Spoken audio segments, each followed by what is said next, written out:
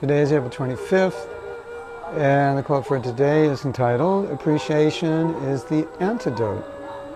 Appreciation is the antidote for hankering for what you don't have or lamenting for what you lost.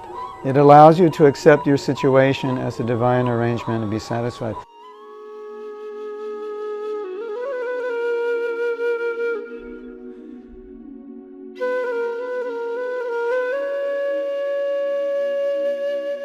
It's amazing how easily we can become satisfied if we just appreciate what we have, because we take for granted often what we have, and then we're hankering for what we don't have, thinking we'll be better if we have it. Now, if you're hankering for Krishna consciousness, certainly that's good, but we're talking here materially, so if you're hankering for something material, then you're thinking, well, someone else has it and they're happy, and there's something, there's less to me.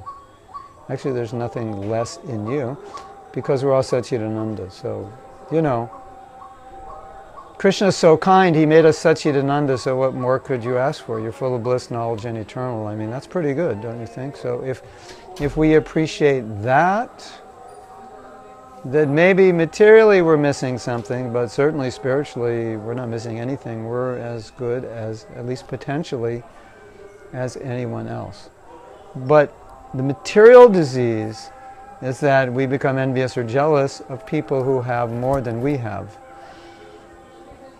And then it makes us feel like we're lacking, and that's how advertising works. It makes you feel, advertising makes you feel you're missing something, or what you have isn't good enough.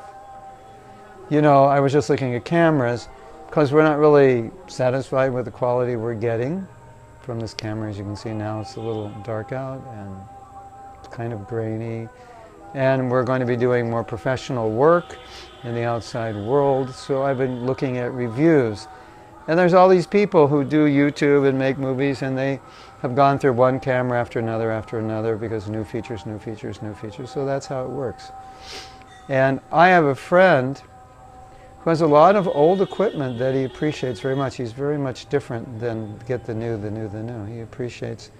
He's got a lot of good equipment, which he appreciates very much. It's not hypey equipment that you have to get the newest, latest, and greatest. So that works in life in all ways. When you know, like the ideas before you spend money on something new, use what you have and use it really well, and really know how to use it well. Because even like this camera here, which is actually just an iPad,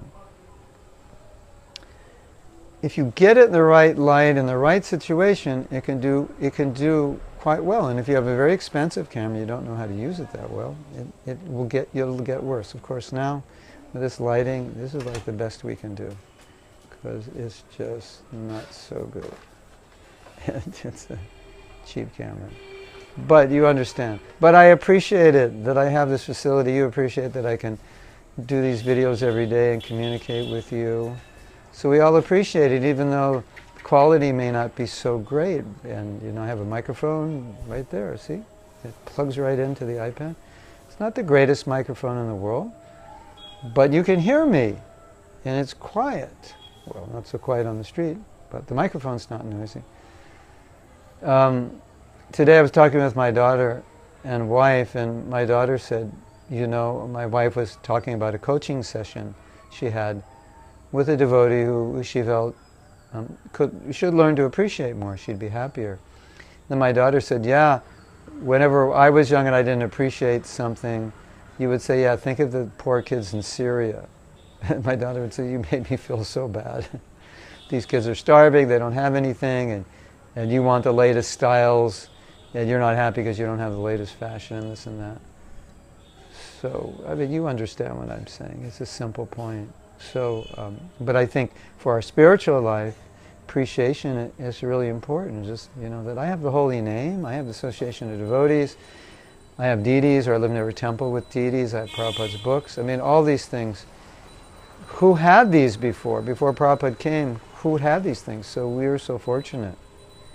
And if we just appreciate that fortune, it helps us become detached, because otherwise we'll tend to think, I'm not fortunate because I only have a Toyota and I want a Mercedes. And if I had a Mercedes, I'd be fortunate. But you may get a Mercedes and think, well, actually, If I had a Rolls Royce, I'd be fortunate. So, it goes on endlessly. And Krishna created the world in such a way that it would endlessly go on. And when you understand it will endlessly go on, then you can be satisfied with what you have. With your house, with your car, with your husband, with your wife, with your job, with your this or that. Now, maybe I'm not satisfied with my Krishna consciousness because I could be more Krishna conscious. And maybe I want to chant more and chant better and read more and absorb better and practice better. That's fine, yeah. But within Krishna consciousness, it works simultaneously that you can hanker after more, but at the same time, you still appreciate what you have because it's so valuable and it's so relishable. That's the idea. So appreciation is really, really important in the sense that it helps us so much in Krishna consciousness, just to be grateful for all the mercy we've been given. Srila Prabhupada ki jai.